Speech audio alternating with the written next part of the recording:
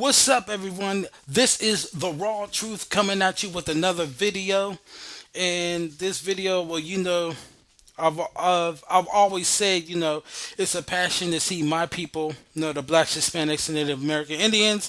It's a passion for me to see them to succeed. It's a passion for me to see them, living both the men and women living in harmony and unity together. It's a passion that I have this to see them clean up their act.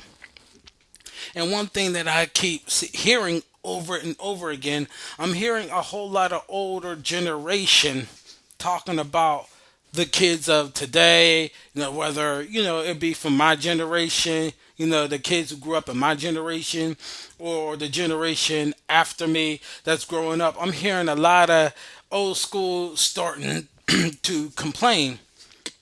And so this is a controversial topic. That's why I'm the raw truth, because I deal with controversial topics every single day. So this topic, this video is going to be called Old School, You Failed. Get over it. Oh yes. Old school, you failed. Get over it. Why am I doing a video about this? Well, take a journey with me.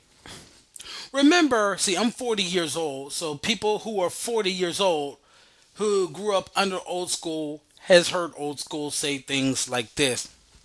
Well, I look at around and look at these kids. Look at these kids act the way that they act. See, back in the days, we didn't have this. We didn't have that. We respected our parents. Back in the days, if we did something, one person down the street would whoop our ass. And then when we got home, we got our ass whooped. Back in the days, this, and back in the days, we didn't have all that. See, if that was me, I would have had this happen to me, this happened to me, this happened to me. We didn't have that back in the days. What's wrong with these kids? What's wrong with these kids? These kids are evil. What's wrong with these kids? Have y'all ever stopped to think how illogical that is? Have y'all ever stopped to think that these kids that is being complained about came from somewhere? Take a journey with me.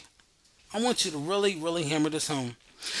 See, when a baby is born as a no sin or whatsoever, no iniquities.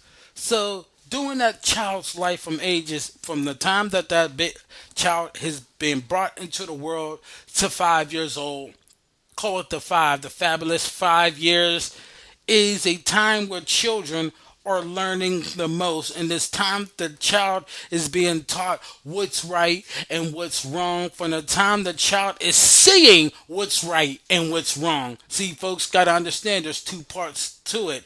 Number one is the talk of what's right and what's wrong. Number two is the seeing of what's right and what's wrong. That's why the things that is being taught to a child better matches up with the actions that is of the person who's being taught, who's doing the talking to the child.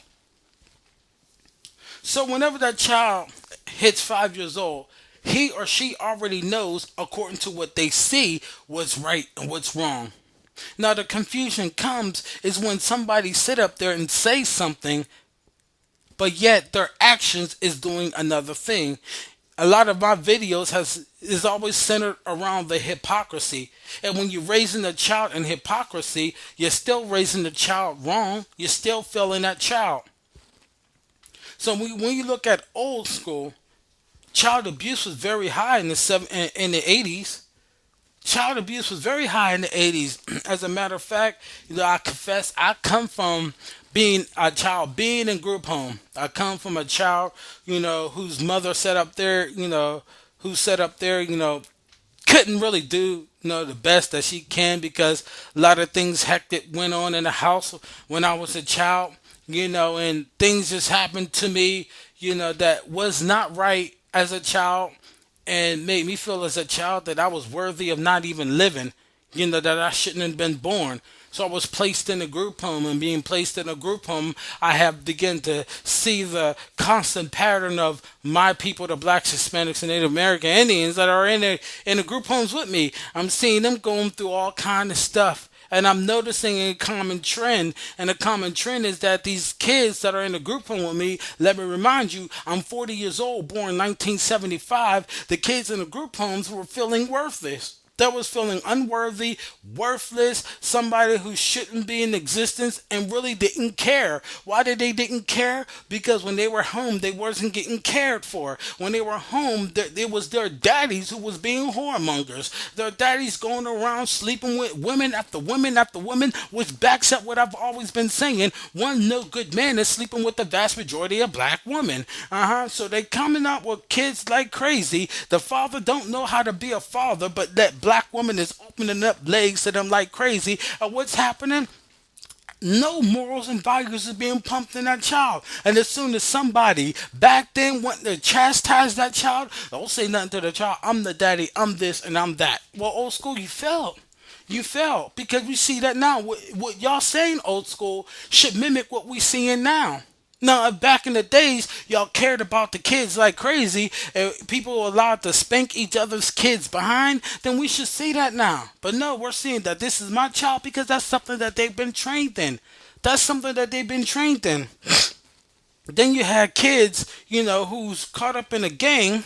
Why are they caught up in a gang? Because there was no love at home. The mother was selfish and greedy out of her doggone mind. Every time that little boy growing up, hearing his mother complain so much about not having enough when she should have kept her damn legs closed so she wouldn't have created the problem of the kids going in and it was taken away from her. She's complaining like crazy. So what does that boy say? Well, I'm looking at the ones in the streets who's making it big. So the boy in the street is not going to be inspired to look at somebody who's building something grassroots.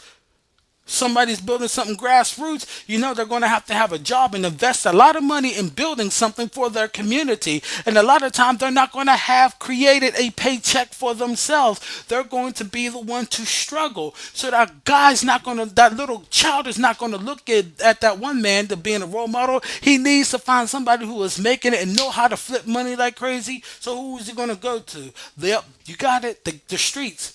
Oh, I could spend $50, get all these dimes and stuff, and then I could boom, turn that $50 to 1,000. Or I could take this $100 and turn it to 10,000. Oh, I can do this, and then he gets initiated in, and next thing you know, he's selling drugs like crazy, and buying his mom all kind of stuff. Cause majority of mothers know that their sons sell drugs. They don't give a damn because they get their flat screen TV. A lot of those mothers don't work in Chicago and all around our communities. They don't work. They get their Section 8. They get taken care of. The only time they cry is when their child dies, and it's not their child they're crying over. Their money ended. That's why a majority of these mothers cry, and how they talk about put down a gun. Why? Because when your son picked up a gun and start gang banging, that black woman enjoyed every bit of it. Think about it. The Boogie Down production song, KRS-One, he sung it, called what? Love Was Going to Get You. And he said, I do it once, I do it twice. Now it's steaks with the beans and rice. In other words, in the 80s, when that song came out, he was telling you about the drug gang. He met Rob, he was cold as chivalry. He give him 200 for a quick delivery. He does it once, he does it twice. Now it's steaks with the beans and rice. Now, why'd he give him $200? Because each time he made a drug deal, he got paid $200. And now, instead of eating just beans and rice every day, now he can enjoy steaks. And that's what's happening in our community. And that started to happen big time. Notice that happened in the 70s. But before that, what happened in the 60s? Black women abandoned black men to do what? To join the white feminist movement funded by the Klansmen, the Rockefellers and them. Yeah, they founded that. And so as the black woman began to get all these escalades, all these tangibles and stuff, she started exploring her sexuality. So therefore, the men that was getting it big has to be destructive. When you think about it, people, when you put yourself in a system that destroys your community, you automatically put yourself in line with men who are in destruction. Understand that. I know that's I want you to think about it. I know that's very, very deep. So our sisters begin to line themselves with men who have huge quality of money, and the ones that's being looked at as heroes in our community is the drug dealers. Thus, I also refer to my video of Baltimore Hypocrisy, how the Crips and the Bloods and the Nation of Islam is being looked at as heroes, and they're the main destruction of our society. The main destructors of our societies coming from them. And so, as the black woman began to start having sex irresponsibility, kids was being born in '73, according to the American Medical Association. Our kids were starting to being put on psychology drugs. For the psychiatrist, 23 parts to 1,000. Now it has doubled even more. And so now we got to deal with kids growing up with medical problems or mental problems that is caused by the drugs that the black woman has put them on to get another check called SSI so she can live happily ever after. So whenever you're looking at the old school, talking about back in the days, it wasn't like that. I'll tell you in the '70s, what else happened in the '70s? The pimps put down them being pimping and became preachers, like your T.D. Jakes, like your Creflo Dollar, Leroy Thompson, all them scum of the earth preachers who sitting up there lying about the tithes being money when tithes is never money, so they can make money like crazy, manipulating scriptures. Yes, those are all pimps right there. So they start pimping. So therefore, when you're looking at the children's behaviors today, they have to know that from someone, and the one that they are knowing it from is the same people who is complaining. See, children are mirrors. What does the mirror do? It reflects. When you look in the mirror, you're seeing a reflection of you, but that's not you. You're seeing that reflection. The children are mirrors. So when old school's looking at the children, they're looking at their reflection that they put out on the streets. Don't hand me this, oh, but the white man system, you didn't have to join it. Black women didn't have to leave. You didn't have to succumb to anything the white man throws at. But no, when black women did and they gained the control of the household, they taught them boys how to love the white man better than he loves his own father. They taught the white girls, the little white girls, to love the white man Jesus, even though Jesus was a black, dark-skinned man with woolly hair just like me.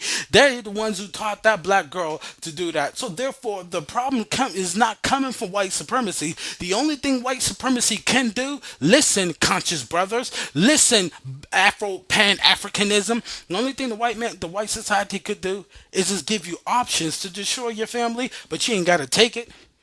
Go back to Adam and Eve. Both Adam and Eve got judged. Why did both of them get judged? Notice the woman got judged before Adam. Somebody needs to reread Genesis 3:15 all the way down to 17. We want to talk about that. But yeah, so when I'm saying old school, you felt is we know you. And then when y'all wind up in NA meetings or meetings dealing with being on drugs and stuff like that, people celebrating, oh, got 18 years cleaned and stuff like that. And if you start knocking their ages off, they were never parents in the first place. So it makes sense. How the hell you get high all the time and do all this stupidness, and now all of a sudden you're in your 40s and in your 50s and you act like you got all the wisdom in the world? Get the hell out of here. You spend 15 or 20 years in prison and you ain't grown yet, and you coming out wanting to knock everybody else's brains off who disagree with you, but yet you want to talk about these kids? Get the hell out of here. See, the problem in our community, we got too many people who are 40 years old, too many people who are 50 years old, 60 years old, and still little spoiled ass brats who need a whooping in their ass. But nah, let the older generation call it. They were doing good. They never had these problems, but yet I'm able to go back. See, old school, that's why the younger generation don't respect you, because they know how much of a liar that y'all are. They know how crazy that y'all are. And if you think I'm wrong, hey, feel free, leave a comment, leave your death threats, your hatred, mail, all of that. Go ahead, leave it, and I surely will respond.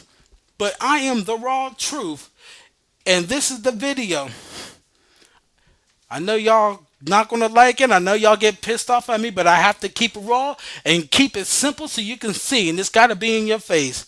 Till then, I'm the raw truth. Like I said, look up Obsidian's social media network, and he got some good commentary too on a lot of things, So till then, peace.